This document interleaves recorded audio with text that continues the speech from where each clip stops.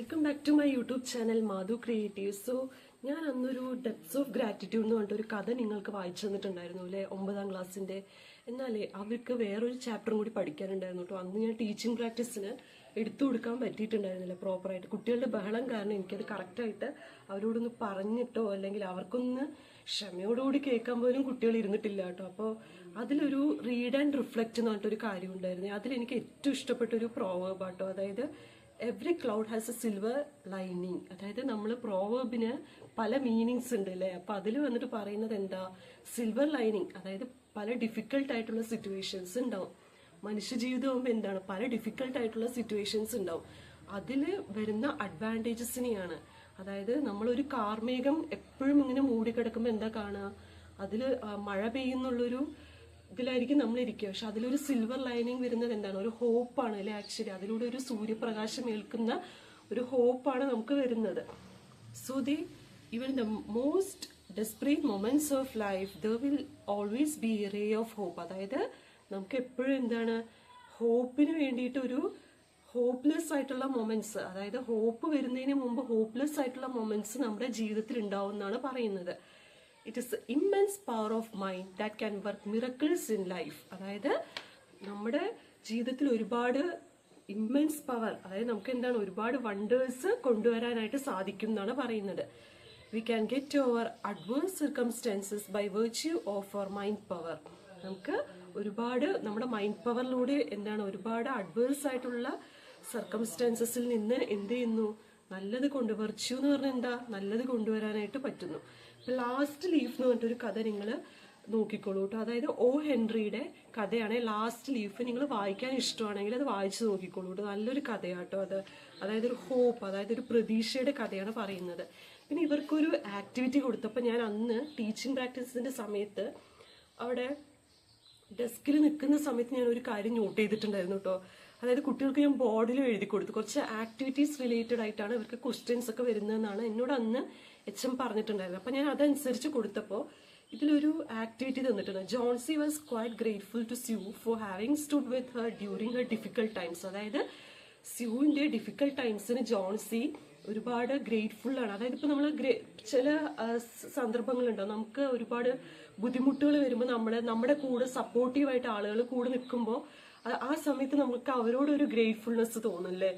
Look at the greeting card Johnsy sent to Sue on friendship day. അതായത് നമ്മളിതൊരു imaginative ആയിട്ട് കുട്ടികൾക്ക് ഒരു ഫ്രണ്ട്ഷിപ്പ് ഡേക്ക് ഒരു ഗ്രീറ്റിംഗ് കാർഡ് എങ്ങനെ എഴുതി സെറ്റ് ചെയ്ത് അയക്കാം എന്നുള്ളതിനെ കുറിച്ചിട്ടാണ് ഇവിടെ പറയുന്നത്. അതിൽ ഞാൻ വായിച്ചപ്പോൾ ഇത് കണ്ടു. ആക്ച്വലി ഇതൊരു പിങ്ക് കളറിലാട്ടോ എഴുതിയിട്ടുള്ളത്. ആക്ച്വലി ഈ കളർ കാണുമ്പോൾ തന്നെ കുട്ടികൾക്ക് അത്രയും ഐസൂത്തിങ് ആയിട്ട് അത് അട്രാക്റ്റീവ് ആയിട്ട് തോന്നുന്ന ഒരു കാര്യം കേട്ടോ. അപ്പൊ ഇതിൽ heartiest friendship day greetings my dear Sue. അതായത് സ്യൂവിനോട് പറയാണ്, my heart brings with boundless gratitude and joy when I think of you my friend who made the hailstorms in my life pass without causing me any harm. You were my pillar of strength through the harrowing times I went through.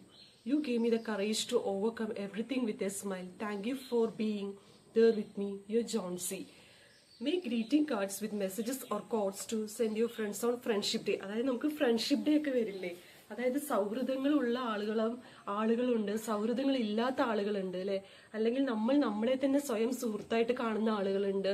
അപ്പൊ ഈ ഇന്ന് friendship day അല്ല, അപ്പൊ friendship day വരുന്ന ദിവസങ്ങളിൽ നിങ്ങളുടെ സുഹൃത്തുക്കൾക്ക് ഒരു ഗ്രീറ്റിംഗ് കാർഡ് അയച്ചു കൊടുക്കാൻ താല്പര്യമുണ്ടെങ്കിൽ എന്തായാലും ഇതുപോലെ ക്രിയേറ്റീവ് ആയിട്ടൊക്കെ എഴുതി അവരെ ഹാപ്പി ആക്കുന്ന രീതിയിൽ എഴുതുന്ന ഒരു ഫ്രണ്ട്ഷിപ്പ് കാർഡൊക്കെ നിങ്ങൾ ക്രിയേറ്റ് ചെയ്യൂ കേട്ടോ. പിന്നെ ഞാൻ പറഞ്ഞില്ലേ, ഞാൻ ടു ഡു ലിസ്റ്റിൽ കുറച്ച് കാര്യങ്ങൾ ചെയ്തപ്പോൾ അതിലൊരു 10 കാര്യങ്ങൾ ചെയ്തിട്ടുണ്ടായിരുന്നു പറഞ്ഞില്ല. അതിൽ ഞാൻ 7 കാര്യങ്ങളുണ്ടല്ലോ അത് സക്സസ്ഫുൾ ആയിട്ട് കംപ്ലീറ്റ് ആയിട്ടുണ്ടായിരുന്നു കേട്ടോ. എനിക്ക് അത്രയും ഹാപ്പി ആയിട്ടുണ്ടായിരുന്നു കേട്ടോ ആ 7 കാര്യങ്ങൾ ചെയ്യാൻ പറ്റിയത്.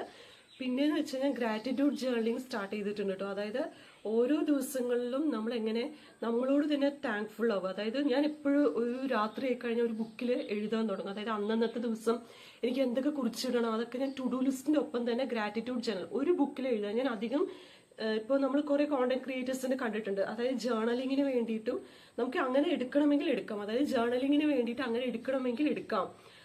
പക്ഷെ എനിക്കെന്ന് പറഞ്ഞാൽ കുറച്ചൊരു ലിമിറ്റ് ഉണ്ട്. അപ്പോൾ നമ്മളിപ്പോ ഫിനാൻഷ്യലി കുറച്ച് കാര്യങ്ങൾ അപ്രോച്ച് ചെയ്യുമ്പോഴും കുറച്ച് ലിമിറ്റ് ഉണ്ട്. അപ്പൊ നമ്മൾ ഫിനാൻഷ്യലി ഇൻഡിപെൻഡന്റ് ആവുന്നതിന് മുമ്പും നമ്മൾ എന്ത് ചെയ്യുക, നമ്മുടെ കയ്യിൽ ഇപ്പോൾ ഒരു 5-10 രൂപയാണെങ്കിൽ അതുകൊണ്ട് എന്തെങ്കിലും നമുക്ക് ചെയ്യാൻ പറ്റുകയാണെങ്കിൽ ചെയ്യുക. അല്ലെങ്കിൽ ഗ്രാറ്റിറ്റ്യൂഡ് ജേർണലിംഗ് ചെയ്യുന്ന സമയത്ത് നമുക്ക് ഈ ചുറ്റും കാണുന്ന കാര്യങ്ങളോട് നമ്മൾ എങ്ങനെ, അതായത് ഒരു ദിവസത്തെ ദിനം നമ്മളെ എങ്ങനെ ഇൻസ്പയർ ചെയ്തു എന്നുള്ളത് കൂടി നമ്മൾ ഗ്രാറ്റിറ്റ്യൂഡ് ജേർണലിംഗിൽ ചെയ്തിട്ടുണ്ടായിരുന്നു കേട്ടോ. പിന്നെ ടു ഡു ലിസ്റ്റ് എനിക്ക് ആക്ച്വലി നല്ല ഹെൽപ്ഫുൾ ആവുന്നുണ്ട് കേട്ടോ. കാരണം അതായത് ഇപ്പൊ ഞാൻ ക്ലീനിങ് പറഞ്ഞിട്ടുണ്ടായിരുന്നില്ലേ, അതായത് എനിക്കത് കറക്റ്റായിട്ട് പ്രോപ്പറായിട്ട് ചെയ്യാൻ പറ്റുന്നുണ്ടായിരുന്നു. പിന്നെ ഒന്ന് വന്നിട്ട് ക്ലൈമറ്റിന്റെ കാര്യങ്ങൾ ഞാൻ പറയാറുണ്ടായിരുന്നു. അതായത് ക്ലൈമറ്റിന്റെ കാര്യം എന്ന് പറയുന്നത്, ക്ലൈമറ്റ് എപ്പോഴും നമുക്ക് ഇവിടുത്തെ സിറ്റുവേഷൻസ് അറിയാലോ. അതായത് നമുക്ക് ചിന്തിക്കാൻ പറ്റില്ല, ഏത് നേരം എന്ത് വരുന്നൊന്നും ചിന്തിക്കാൻ പറ്റില്ല. എങ്ങനെയാ ക്ലൈമറ്റ് ചേഞ്ച് ആവുക, എങ്ങനെ ക്ലൈമറ്റ് അതിനനുസരിച്ച് അതിൻ്റെതായ ആഫ്റ്റർ എഫക്റ്റുകൾ ഉണ്ടാവുക ഒന്നും നമുക്ക് അറിയില്ല. അപ്പോൾ വീഡിയോ ഇഷ്ടപ്പെടുവാണെങ്കിൽ ഡെഫിനറ്റ് ആയിട്ട് ലൈക്ക് ചെയ്യുക, ഷെയർ ചെയ്യുക, സബ്സ്ക്രൈബ് ചെയ്യുക, കമന്റ് ചെയ്യുക കേട്ടോ. താങ്ക്